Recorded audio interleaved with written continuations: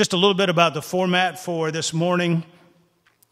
Dr. Kapic will spend some time addressing us, and then following that, we're going to have a Q&A time, and we'll have a mic. We can come around to you. So if you hear something intriguing that you may want to follow up with, then write that down, jot it down, and be ready following both addresses this morning. And we'll get you a mic and let you ask Dr. Kapic that question, and he'll respond. And then time permitting, we also may have some conversation around our tables as well. So there'll be 2 sessions this morning. We'll be finished by noon. There are 2 books. Most of you have seen them. Many of you already have purchased them that we have for you from Dr. Kapic. One is a little book for new theologians. I always have to look at that title because I want to say a new book for little theologians, but and that may also be true. I don't know, but great little book. Also, one of his most recent books, Embodied Hope, and part of the reason why he's here and working with us this weekend to talk about pain and suffering, what that looks like in the life of a believer and in the life of the church. Let me just share with you quickly the vision for today, tomorrow, last weekend, and the future for us. We know that God has called us into His family. He expects us to love Him above all else, and He expects us to love one another. And part of love means caring for one another.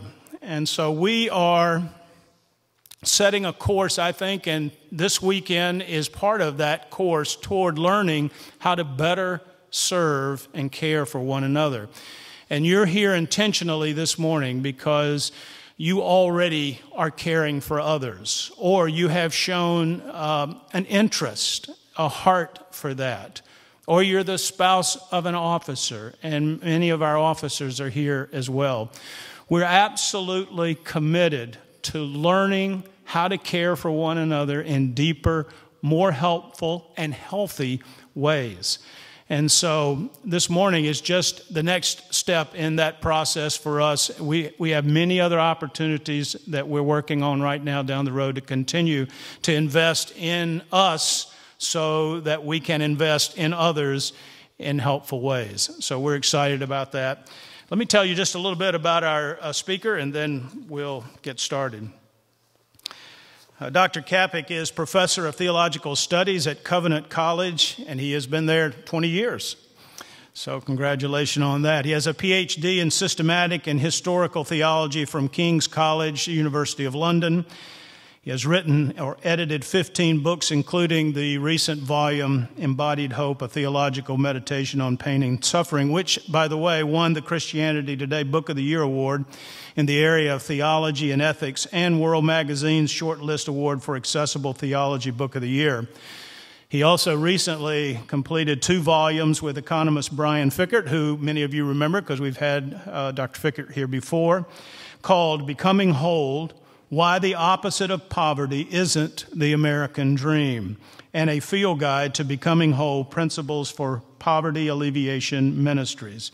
2014, Kapic received the Templeton Grant to be part of the Center for Christian Thought, studying the topic of psychology and spiritual formation. Currently, he serves as part of the core research teams for the Templeton-funded studies called Project Amazing Grace and Christian Meaning-Making, Suffering, and the Flourishing of Life. Let me pray for our time here this morning.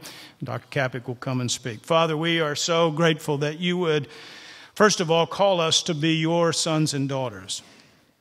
Secondly, that you would call us to serve and to love your children.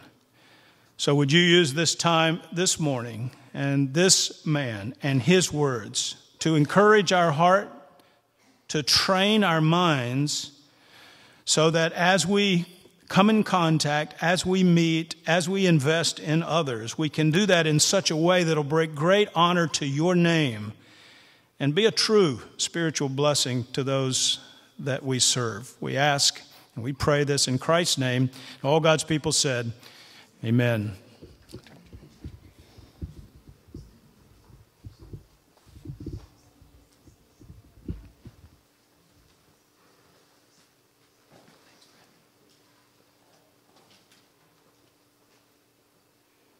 see if I kick that water off. Do you need me to turn this on or is it on? Are we good? Can you, is that better? Better, yeah.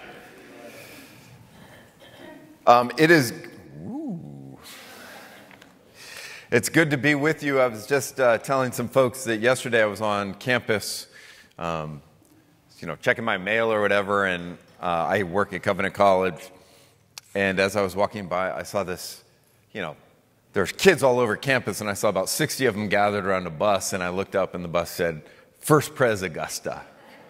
I thought, hey, I want to be there. So it was really one of those sweet, from God, this is the family, and we're in this together.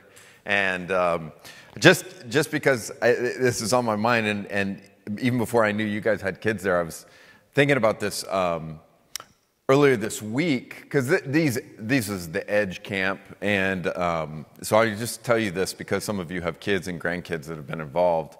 And I was telling my wife that I was walking across campus earlier this week, and I've been seeing it now for a couple of weeks, but you see these little clusters of groups, but then you'll also see just individuals, and they'll have their Bible open, and they're writing down notes, and it's just it's really encouraging, because it's really, middle school and high school is brutal, and to see people trying to come before God, trying to learn His Word, trying to figure out if this faith is for them, and just kind of the spiritual formation that happens was really sweet to see, and they didn't know I was watching, so I passed that along to some of you who had either kids or grandkids there.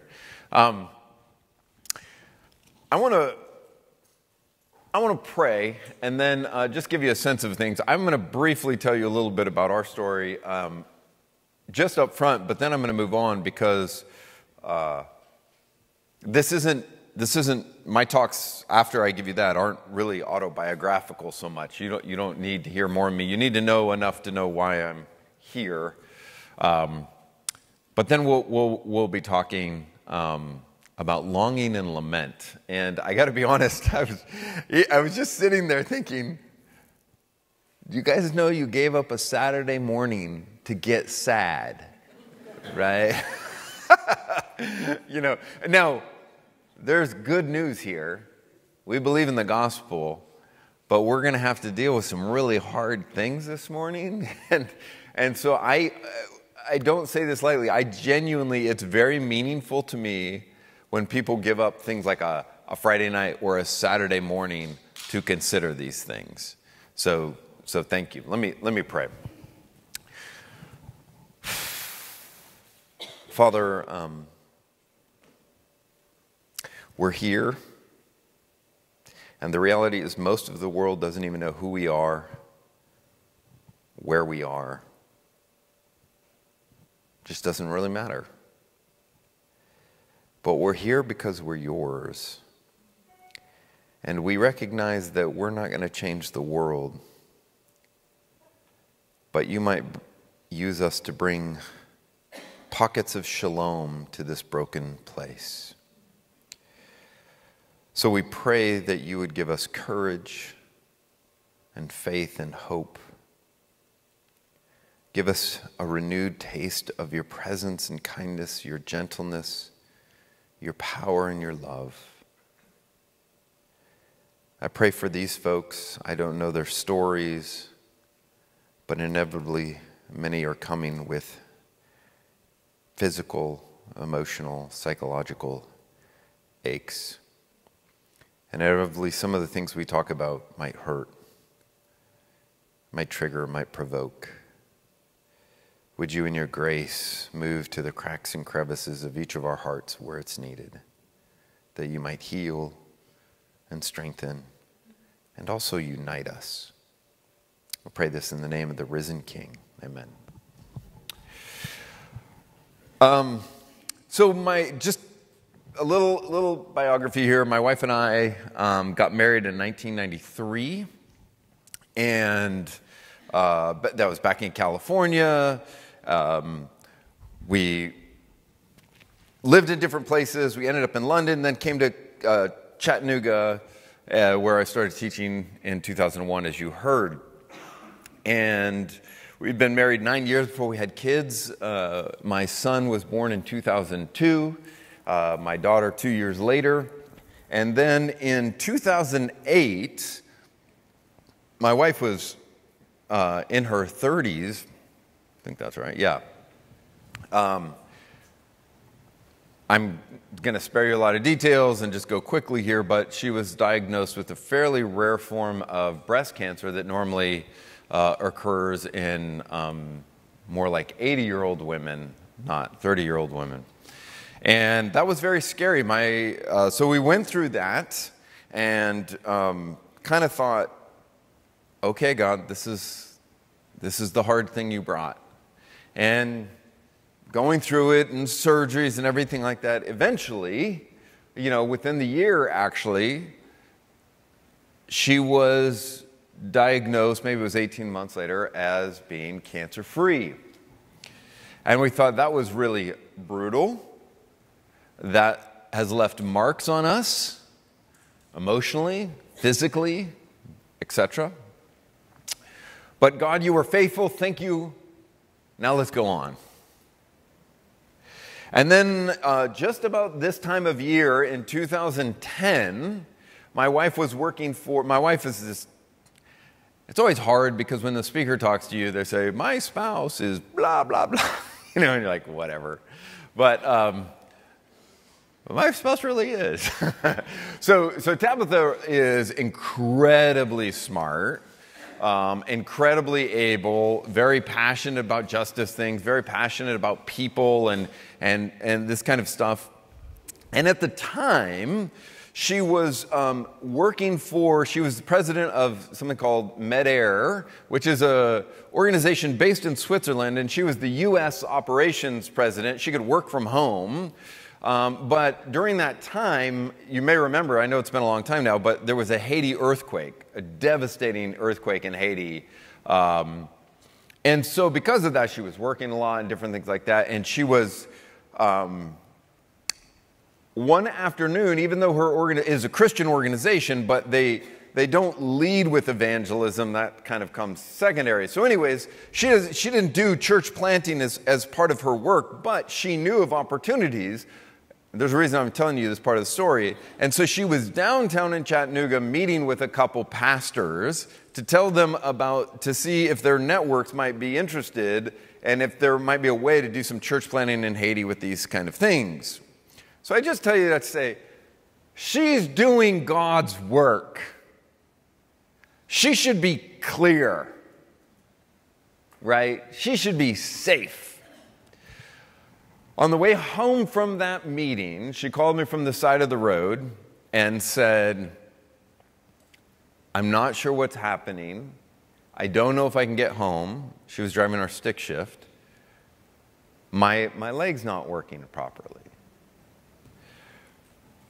And that then started, that was in 2010, and it was the beginning of MS. Is there a tumor in her brain? What was happening? And just, again, to spare you all the details, but from that time in June 2010 to this day, there has never been a single day that my wife has not been in very serious pain and dealing with pretty serious fatigue. And it took about 6 years to eventually get to the Mayo Clinic, and where they ended up diagnosing, because there's a specialist there, and anyway, she has this connective tissue disorder, and she has a thing called erythromelalgia, which is man on fire disease. And there's a specialist there, and there's no solution. So this is just a reality of our life now. This very able, capable, loving mother, active person, faithful, every day, and for a long time, she was just in bed all the time. The mom who used to take them hiking became the mom who read to them in bed. So when God calls someone to suffer, he also calls their family to suffer, which is one of the challenges for those who are suffering. So If my wife were here and she walked in the room, you would never know she had any of this. She looks great. She's nice. And which for some of you who deal with pain, that's part of the challenge. Her personality is, she's given me permission to talk about it publicly, but she doesn't like to talk about it. She doesn't like to draw attention to it. And when there's nothing clear to be seen, the assumption is you're okay, which can be a good or a bad thing. So all of that to say, not that our suffering is worse than anyone else's, not that our story is more tragic or anything like that, but just to say, like you being here, my guess is you yourself and or people you love and care about have gone through suffering. And so I'm talking about it, and I just gave you that bit of a story just to say it's not hypothetical. This is not just a theologian who's like, let's talk, because I can't handle those talks, to be honest, when someone's just going to tell me about theology that has no connection to real life. So we're gonna be thinking about these things, and what I want to do is I want to begin this morning. We're going to talk about longing and lament. And then the second session this morning, I want to focus in on Jesus, the incarnate Son of God. What does it mean that God becomes human, suffers? What does that look like?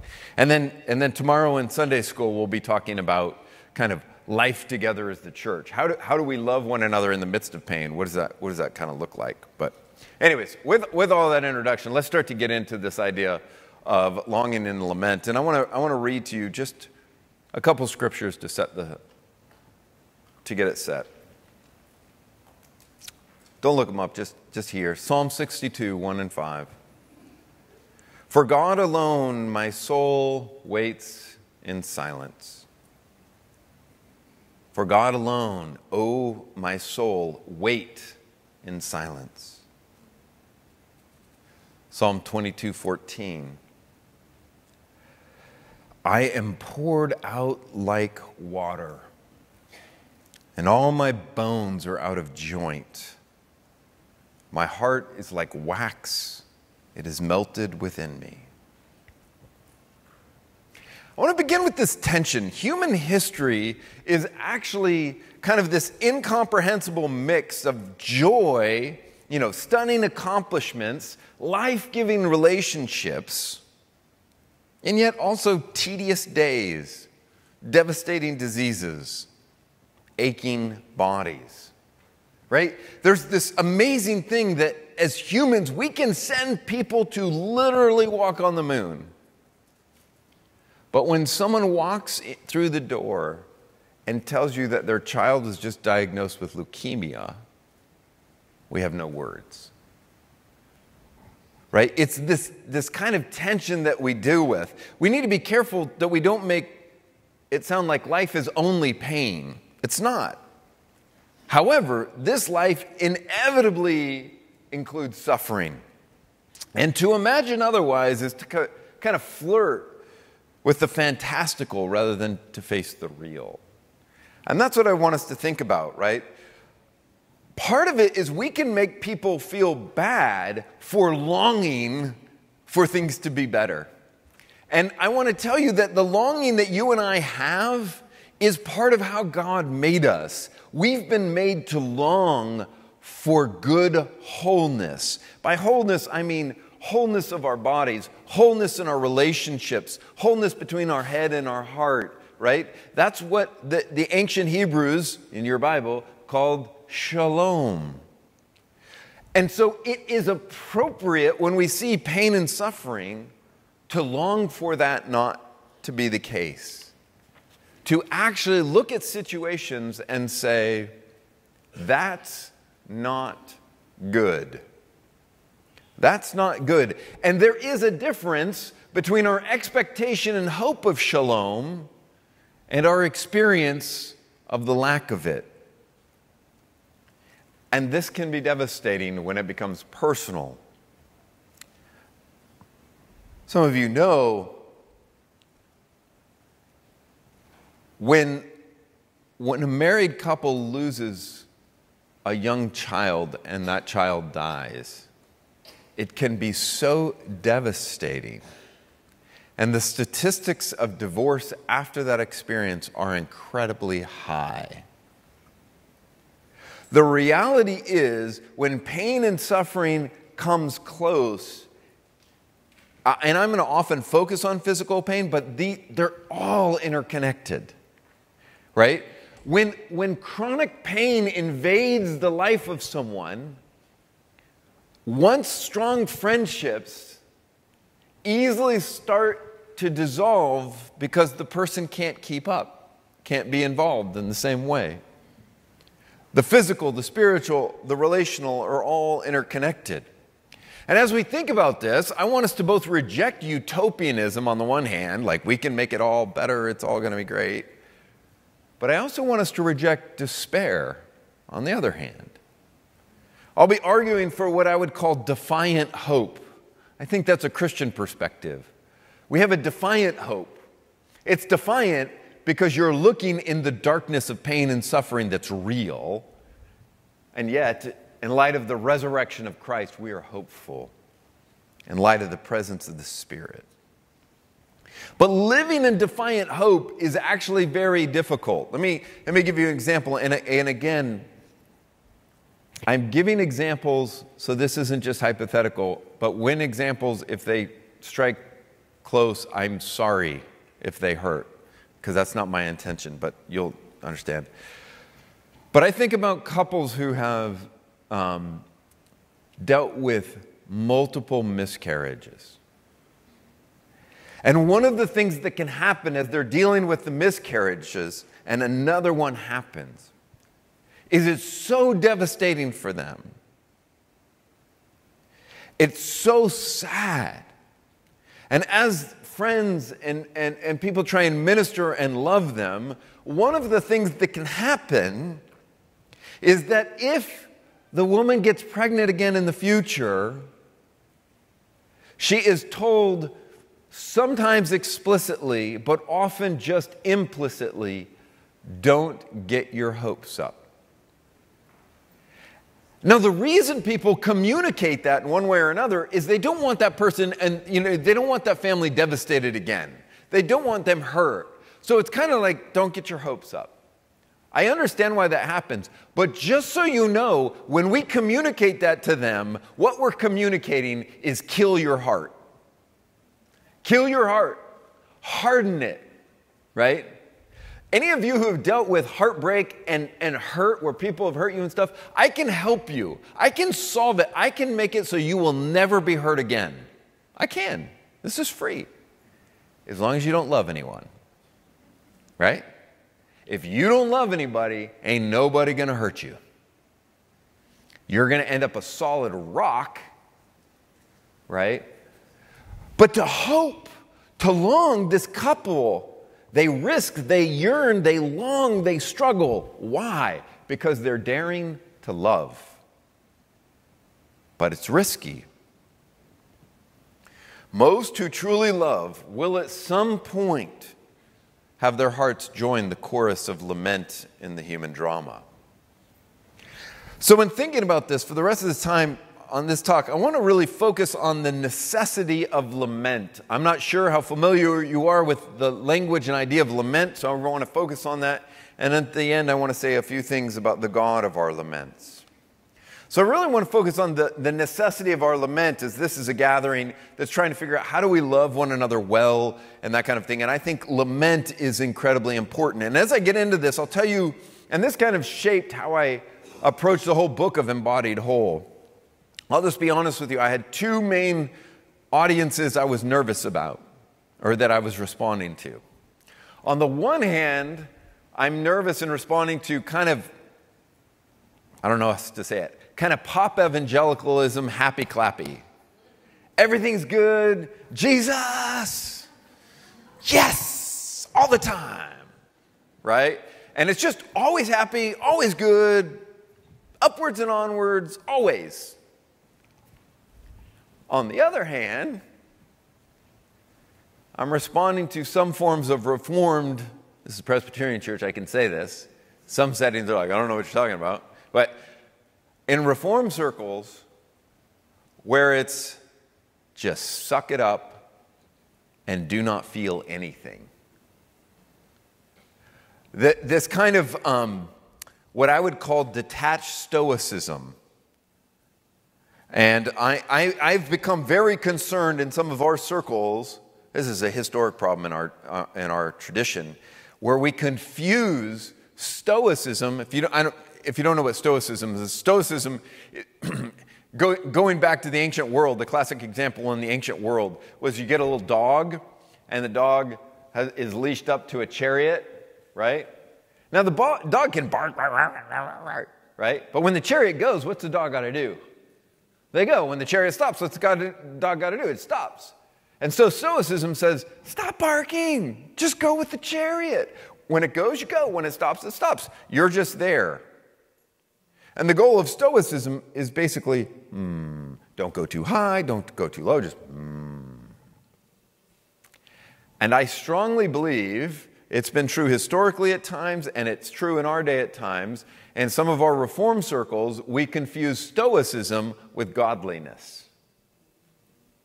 And I want us not to do that. So let's talk about lament. Because when I talk about lament, this can sound nervous. But let me start with basically a definition of lament built on the scriptures.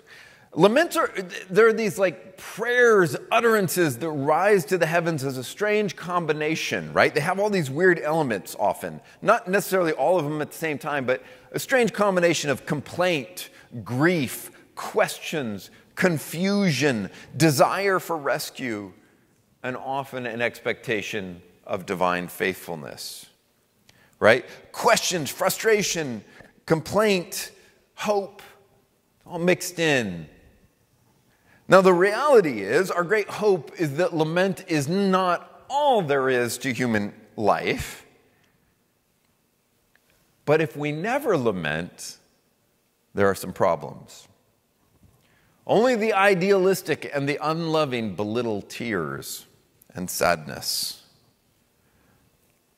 You ever notice, and I can do this, when people are sad or they're crying, we often want them to stop, mostly because it makes us uncomfortable. Right? We want to feel better. Right? But if one never laments, then you start to wonder, has the person ever really loved? And what we're going to discover is that lament is legitimate, even actually necessary for our relationships with God, in terms of the brokenness in us and the brokenness in this world. Let me use death as a kind of test case, because the reality is all our suffering points, we don't tend to think of it this way, but all our suffering actually points ultimately to the great enemy of death. Death is the culmination of suffering. This is why in the ancient church, when they talk about Christ coming to overcome the three enemies, those three enemies are sin, death, and the devil. They point to death. And well-meaning Christians sometimes suppress the dark anguish that can come with loved ones dying because we believe in heaven. Because we've somehow started to believe that mourning and biblical hope are at odds. Right? If you're mourning and grieving, you must not have hope. Despite the Christian tradition's strong affirmation of lament, and as you'll see, the very strong biblical one. As he describes himself as a bicultural Christian, one of my bicultural Christian friends, we were talking about this some years ago, and I'll just read you what he said, because it resonated with me. He said, quote, he prefers the Korean version of funerals and memorials to American ones. Wailing and heavy drinking seem much more in accord with what is happening inwardly. In other words, this is a Christian who's in some of the American funerals, and he's like, is no one sad? He believes in the resurrection. He believes that those who die are with Christ. But is there no space? No. We know that there are different seasons of life and different experiences of death and tragedy, but is there no space? One day, my wife and I, when we were living overseas, we were walking home and walking by a hospital, and outside of the hospital, there were people wailing. I mean, it sounded just like screaming. Because someone in their community had just died. Kind of offended our cultural sensibilities as we had grown up. But the reality is, we strongly believed, given things we discovered, they were Christians. And in their grieving, it may have made us, but it actually reflected the experience. That the robber named Death had come and had taken the life of one they loved. Christians are different, right? Just telling people, well, Christians don't grieve like those who have no hope. But we got to be careful about this, right? The reality is we're different because we hope in Christ who overcame death. But death, this side of glory, is still an enemy. And grief and mourning are appropriate and realistic in the presence of losing loved ones. Some of you know the name Eugene Peterson. He wrote a lot of books and did the Message and stuff, and has since, not too long ago, died. But Peterson, when his mother died, he had been a minister, so he actually was up in front for part of the service, and he lost it. Deeply loved his mother, deep debt to her. And he tried to gather himself. And as soon as the service was over, he snuck out to a little side room in the church, and his daughter was there. And he was just weeping uncontrollably. And she was comforting him. And then he said that a man he didn't even really know saw and walked in.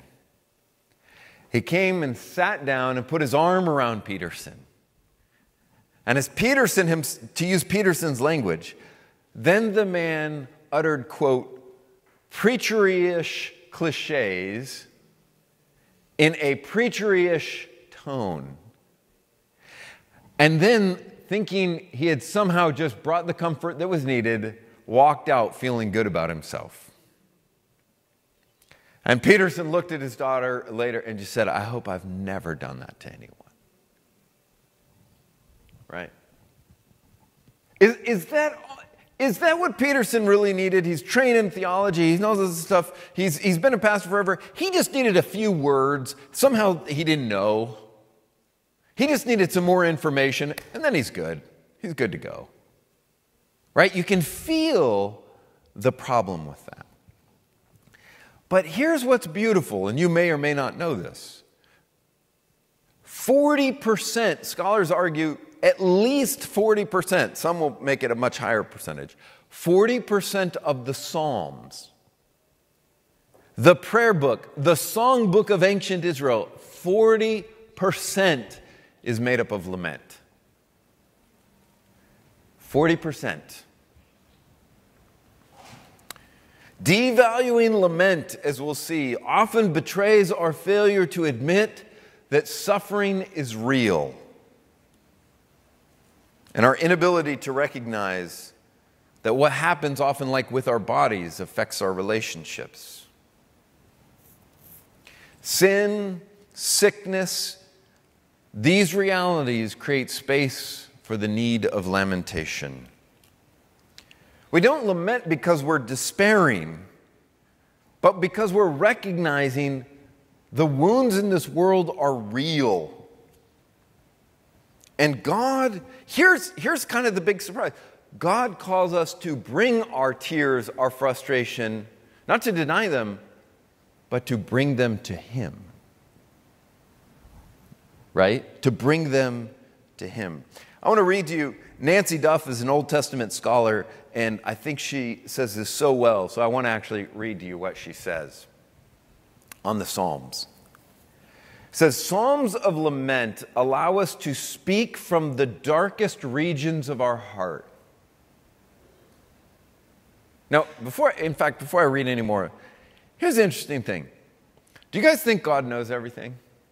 Of course we think he knows everything.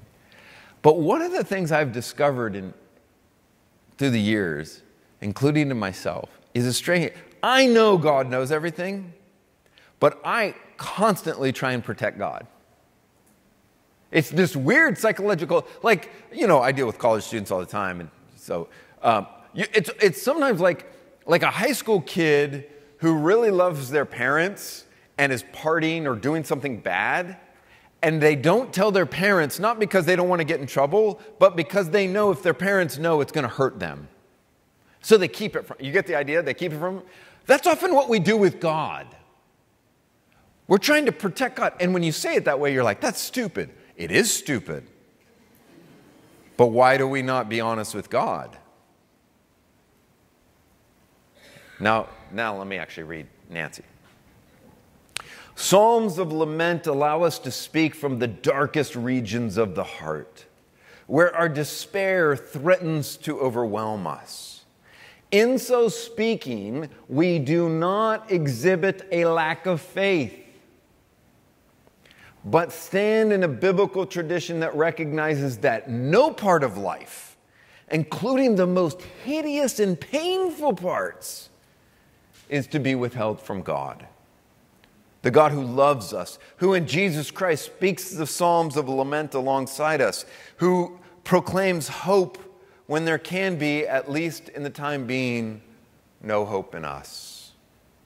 And she concludes, the church would do well to recover this biblical practice of lamentation. I want to encourage us to restore space for lament in our personal lives and in our corporate life. Because if we don't, when we experience various forms of suffering, it will drive us away from God rather than to him.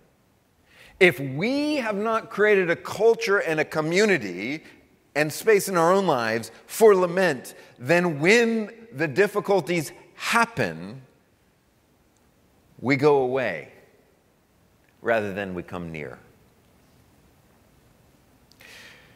In contrast to kind of the frequent practice in the West, New Testament narratives, using physical death again as an example, often exhibit intense lament, even tears. We'll be talking about this later, but tears from who? Jesus himself. In other words, hope doesn't rule out the need for mourning in our lives. It actually demands it. The widow who is missing the warmth of their spouse in bed, she laments, and appropriately so. Hope doesn't cause that hurt to just disappear. Hope doesn't answer all the questions. Hope does not, and here's the key, hope doesn't mean you cease to lament. And they put all this up here for this.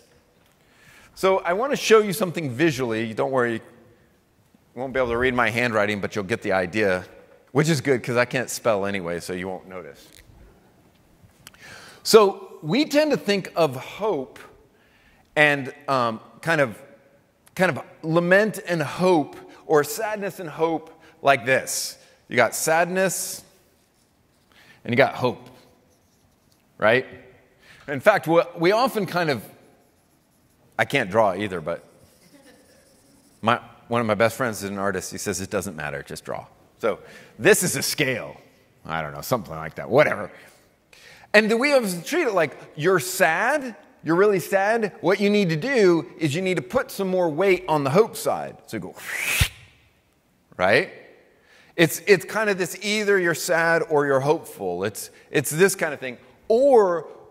And it's related to this, or we make it chronological, right? You're sad, but don't worry, you're moving to hope. you're moving to happiness. And it's a progression kind of thing, right? So this is why all of us, including me, are prone to be Job's friends. Right? We all trash Job's friends. I want you to not miss something. Job's friends, for 7 days, 6-7 days, they actually sat in the ashes with him. They got in there and they got down and said, "Oh, this is terrible." And then they said, "Time's up, buddy. You need to be better now. You're not better? You must not love God. You must be a really bad sinner.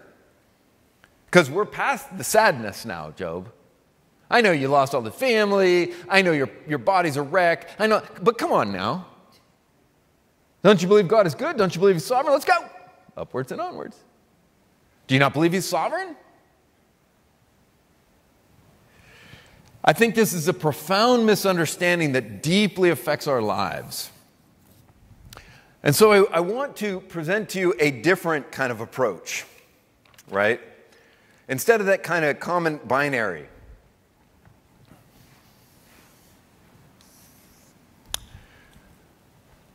And I want you to think about it this way.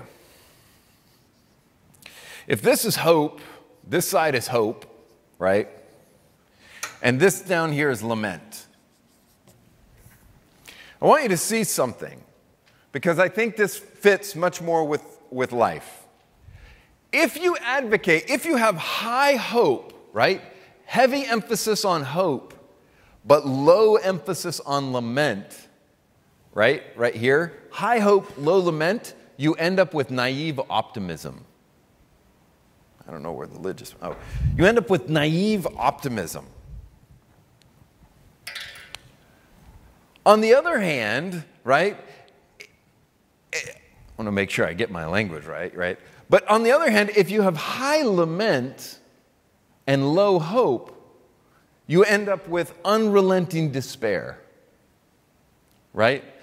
High lament, low hope, you end up unrelenting despair. When you end up with low hope and low lament, you end up with detached stoicism, right? Just don't feel anything. But what I would argue is biblically, this is the space.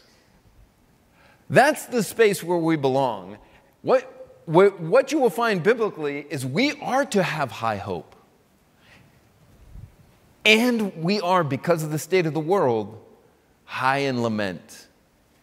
This is what I would call faithful suffering. Faithful suffering. You may not get everything I'm just saying here. What I want you to see is don't choose between hope and lament. You can talk to, some of you have experienced this, some of you have talked to others who've had this kind of thing. You can talk to someone who can be in profound pain, questions and frustrated, and strangely, at the same time, they can tell you they have experienced God's kindness in ways that don't make sense to them. They have felt very close. You're like, wait a minute. Either you're frustrated and angry, or you're really sad, or you're trusting in Jesus. So like, I don't know what to say. It's all just a mess. We've got to be okay with that, right? That's often actually the case. Part of what happens is when debilitating sickness enters homes, or mental illness comes upon a person or a family, and all of a sudden previously ordered lives become chaotic. Or chronic pain becomes the unwelcome companion to a person. We've got to mourn. We've got to lament. To mourn over the brokenness of our bodies and over the brokenness of this world. I want to make sure you get this. Because I'm Reformed, and I want you to hear it's okay for a Reformed theologian and believer to say this. To lament over the brokenness of your body, over the brokenness of relationships, over the brokenness of the world, over injustice, that is not only an option for you as a Christian, it is an obligation. It's an obligation. To not lament means you and I, and this is the temptation I think is strong in our particular circles, my circles, I don't know your church well enough, but Reform, we are so uncomfortable telling the truth about the world. We think to actually be honest about how bad some things are will dishonor God. Let me be clear. You and I have to be truthful about the good, holy, just, reigning sovereign Lord. You've got to be truthful about him. And you must also be truthful about this broken, chaotic, sin-infested world we live in. And to lie about the world is not honoring to God.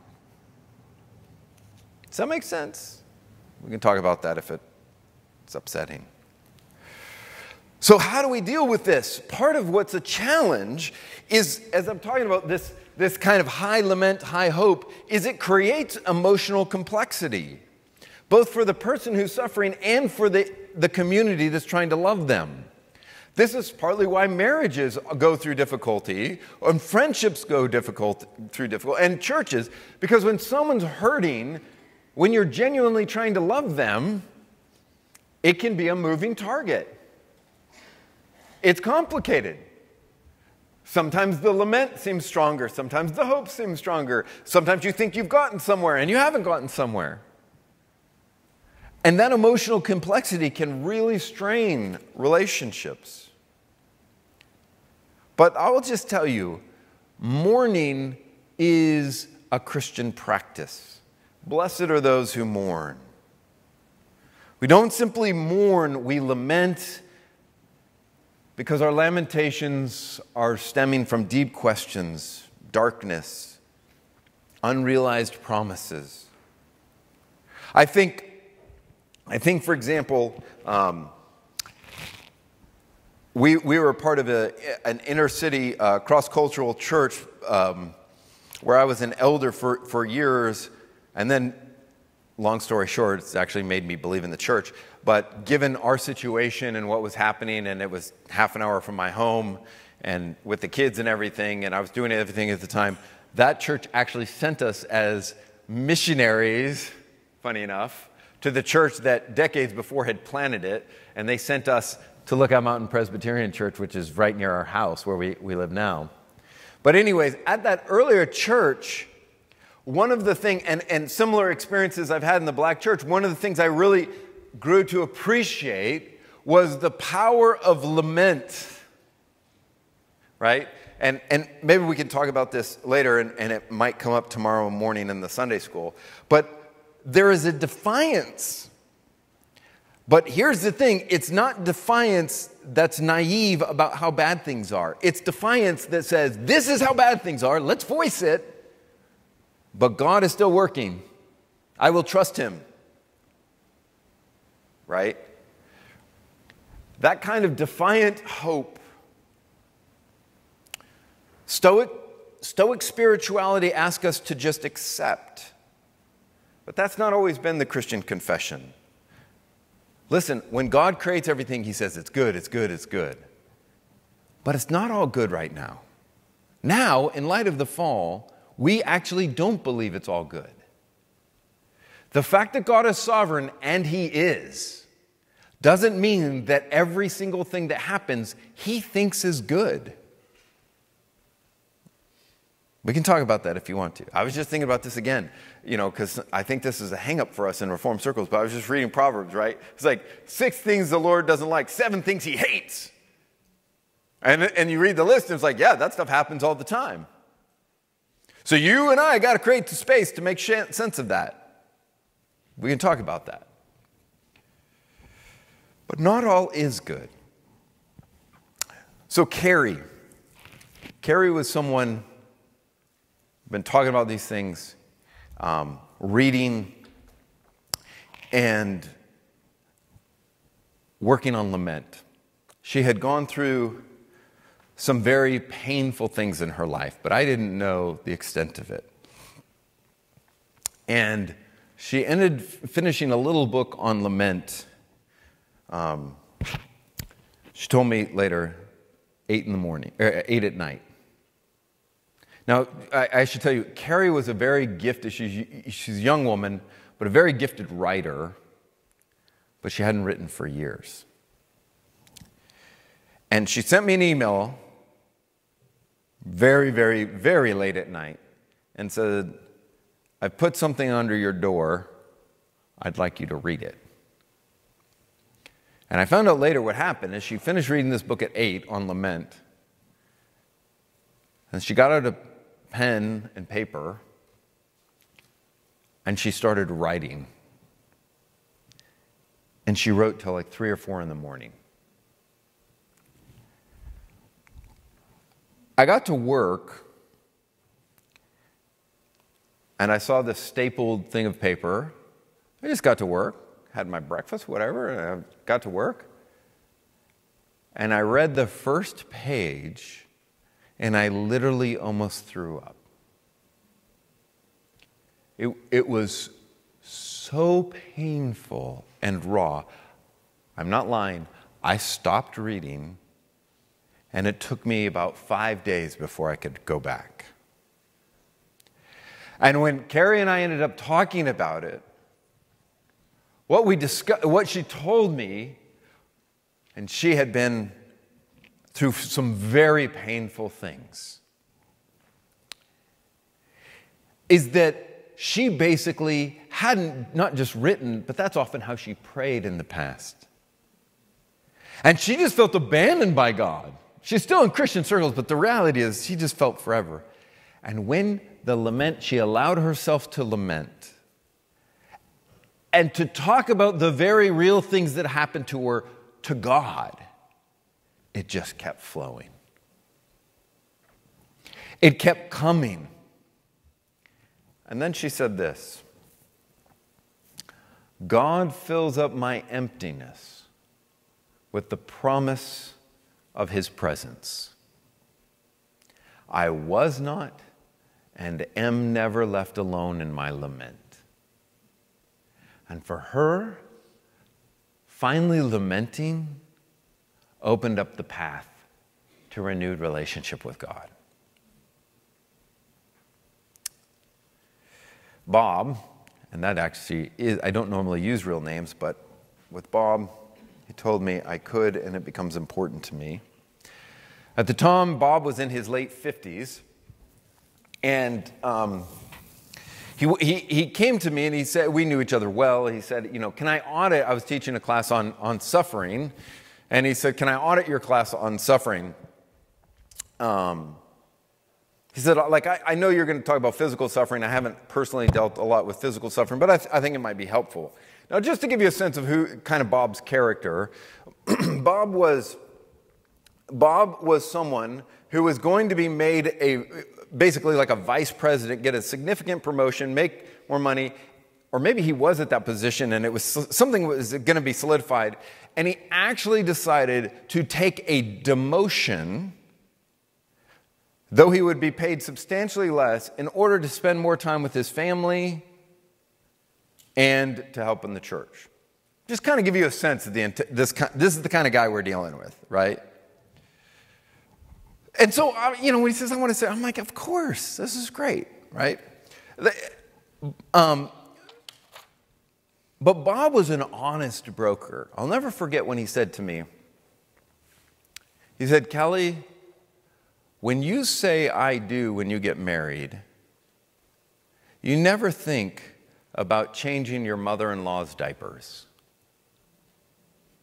But that's what love does. And I knew there had been painful difficulties for him and his family. There had been disappointments and struggles. So even though it hadn't been his own pain, he wanted to come. And so class had been going on, and we were talking about different things. And then we'd been talking about lament for a while. And then I took them outside, and it was we're up on Lookout Mountain in Georgia, and it was a sunny and a warm day, and I just had them scatter, and they knew they were going to write a lament. They, maybe I didn't tell them they were writing a lament, but that's what they were to do, and I just said, you need a pen and paper. And I scattered them around, for an hour or so to just write. And Bob's with all these college students, but he's on his own too, just like all of them. They're all scattered. About 45 minutes later, Bob finds me, and he comes up to me with this kind of crinkled paper.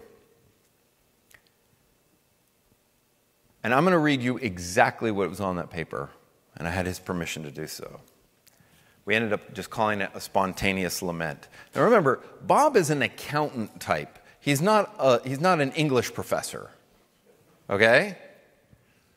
And I didn't give directions to craft it this way, but it just came out. I'm just telling you, it just came out. And it was a dialogue between he and God. So here it is. Spontaneous lament. Why did my daughter's husband break her heart? I know, little child. Why don't you tell me, Father? I won't, my son. Why does my wife have to live in pain? I know, little child. Won't you tell me, Father? It would make it easier. It won't, my son. Why do parents have to bury their children? It isn't right. It isn't, little child. Then get rid of death, Father. I am, my son. Why are people abused, persecuted, and killed? Can't you protect them? I can, little child. Then do something. I did, my son. Why do my parents need to finish their lives in unrelenting misery? How is that merciful? It is, little child. Then I don't understand mercy. You don't, my son. But it all hurts so much sometimes. I know it does, little child. How do you know, Father? I have felt all the pain of sin, my son. Can't you make it stop? I can, little child. Then do it, Father. I started 2,000 years ago and will finish soon, my son. I believe you, Father. Help my unbelief. I love you, my son. That's just what came out. Bob poured his heart out to the Father with questions. And he was taken to the Son, to the love of the Father in and through the Son. And then this is absolutely true. 3 weeks later, Bob was at the base of Lookout Mountain with Joni, his wife, having pizza at Mr. T's Pizza. And he got a call from his physician, asked where he was, and when he found out, he said, "Don't take another bite." And Bob ended up diagnosed with pancreatic cancer. And now the pain wasn't his wife's or his daughter's or anyone else's, it was his own. And through that frightening time, they lived with courage, humor, but also a willingness to lament. And Bob died. It wasn't all okay. It didn't just end well. It was hard. And all through it, he both lamented and experienced a profound love and grace of God. God's good creation has been compromised. And to act as if it hasn't is it's offensive to the truthfulness of God.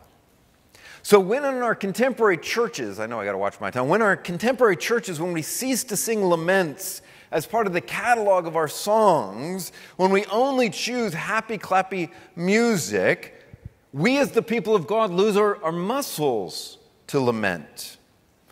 Our muscles for godly mourning face atrophy. And so then what happens is when people in our churches come and things go sideways, they no longer fit the American dream. They're not stronger and they're not getting better. Things are hard. They feel weak. They don't bring anything. They're not. And then what happens is often the contemporary church is strangely unhelpful and even hurtful because they don't fit the story of victory. And rather than receiving the protection and care they need, the wounded believer is often left to despair and doubt. But beloved, and I've heard good things about this church, to be honest, and I'm not paid to tell you that. In various ways, I've heard in years that this has been growing, but when the church responds by entering into lament rather than denying it, and when you enter into the lament of others, you can participate in the healing that our compassionate Father can bring. Because we take them to the Father, we lay them there, we cry with them there, and together we long for healing and hope. All right, let me end with a word about the God of our laments. Tim came and saw me. He had grown up on Native American reservations, and he had seen incredible amounts of pain. Saw terrible things. And it was all overwhelming him. And he knew he should lament, but as soon as he would start, he was overwhelmed by it. And so he wanted to talk because he thought he should lament, but he just felt like every time he tried, he'd be suffocated by all the grief and the sadness. And as I was listening to him, I wondered, what do I say? And then it was probably the first time this ever occurred to me. He was right. He was actually right. The lament was killing him. And the pieces start to come together. Let me explain what I mean. If you or I ever try and fully lament, not just the hurts and brokenness in our own lives, but to lament for the world, to lament for all the wickedness, the sadness, the brokenness you and I see, it would crush us. A girl in great pain said to me, "I just don't have the time and energy for the laments. I've seen too much sorrow growing up." She was telling the truth. A full lament is deadly. And then I realized that's exactly it. Jesus dies lamenting. We'll talk about that on Sunday morning. But what you find is that Jesus fully and truly enters into the lament. My God, why have you forsaken me? And it kills him.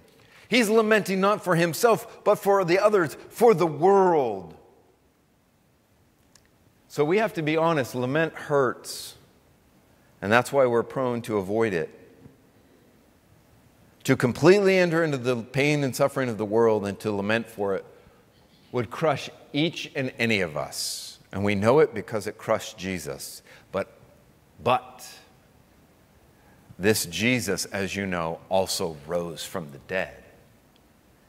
He rose from the grave and he lives now. So Yahweh alone can absorb all of our frustrations. He is not panicked by our questions.